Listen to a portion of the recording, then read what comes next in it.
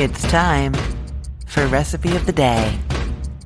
I've always got a bag of frozen shrimp in my freezer, and so having like quick, easy meals that use up those shrimp and that use ingredients that I tend to also have, that is a big key.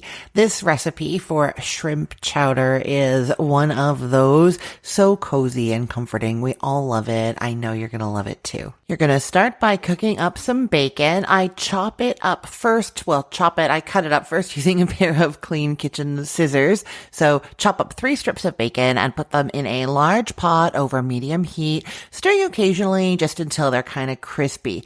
Now, if you don't want to use all the bacon fat that ends up in that pot, you can take some out. But from 3 strips, it's just kind of the right amount. And so to that, you're going to add your onion and celery. I'll just say if you didn't want to use the bacon, you could have started with a little bit of cooking oil, whatever you like, maybe a little bit of butter just to like amp up the flavor in there. 2 tablespoons of cooking oil, butter, oil combined. That's going to be great. So assuming you did use the bacon, you leave it right in the pan with however much of that fat you want to keep in there, and you're adding 1 chopped onion, a medium-sized onion chopped up, and 2 ribs of celery chopped up. And you cook those still over medium heat, stirring occasionally until they're softened, just 3 to 4 minutes. And then you're adding 2 cups of frozen corn that you have thawed, or you can use a 15-ounce can that you've drained really well. And you're also adding 2 cloves of garlic minced up, or 3 or 4, however much garlic you want to add. Add that in there, and you're going to cook and stir for just about 30 seconds. And then we're going in with the thickener. It's going to be 1/3 of a cup of all-purpose flour. Sprinkle it all over everything and then cook and stir for about a minute. Then while you're continuing to stir, you're adding an 8-ounce bottle of clam juice. Clam juice is found usually with the canned fish at the grocery store. If you don't have clam juice, you can use fish stock, seafood stock, fish broth, seafood broth.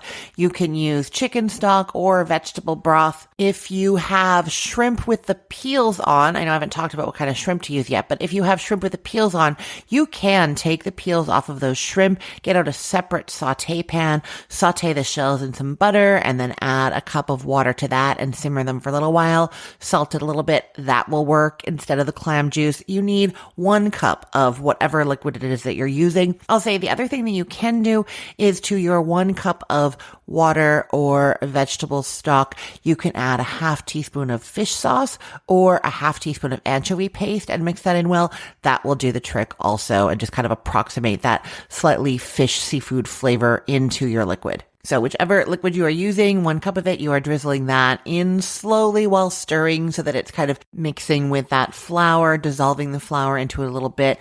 And then you're going to add 3 cups of whole milk.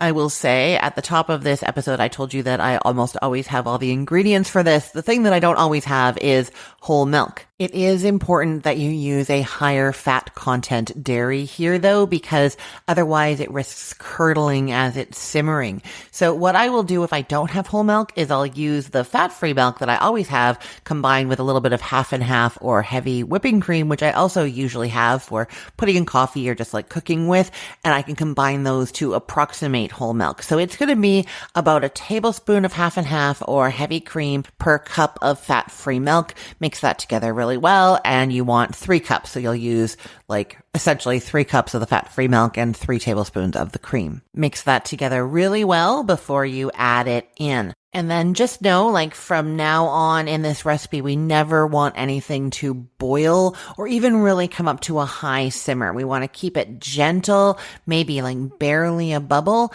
And that way we for sure know that we're not going to get that curdling happening. It can happen if it boils or gets too hot, right? And if it does curdle, you know, it is still completely safe to eat. It just looks a little bit weird, right? Okay, so you are continuing to stir while you add in that 3 cups of milk. And then you're also adding in 2 medium potatoes that you've cut into 1/2 inch cubes. I leave the peel on there. I tend to use a russet potato, kind of more of like a floury or fluffy potato, because I like how they crumble into the soup and add a little bit of like that potato and thickness throughout. But if you want the potatoes to hold together a little bit more and you'll have that like it's a waxier kind of texture, you can use a red potato or a Yukon Gold. You just want about a pound of potato. To the pot, you're also adding 3/4 of a teaspoon of salt, a half a teaspoon of black pepper, a half teaspoon of smoked paprika, and optionally a 1/4 teaspoon of red pepper flakes. That's going to give the soup a little bit of heat. I like it in there. My kids don't love it in there, so it depends on whether they're here or not if I add in those red pepper flakes. Then you're going to increase the heat to medium-high, bringing it to a gentle simmer while stirring often. Again, you don't want it to really start bubbling. Just like bring it up to a light bubble and then drop the heat immediately down to low. And you're going to cook, stirring occasionally until the potatoes are fork tender. It's going to take about 12 to 15 minutes. Then you're stirring in the shrimp. So I'm using a pound of raw, medium-sized shrimp that are peeled and deveined, and I prefer them to not have the tail on for this because then you have to, when you're eating it, like fish the shrimp out of the soup and grab hold of the tail, which has now got soup on it, and then eat the shrimp out of there. I'd rather them not have any shell or tail so that they could just go straight from the spoon into my mouth. So you're adding in that pound of shrimp and you're just stirring and continuing to cook until the shrimp are opaque and pink throughout. It'll be about 3 to 4 minutes. Then give it a taste and you can add a little bit more salt and pepper if you'd like.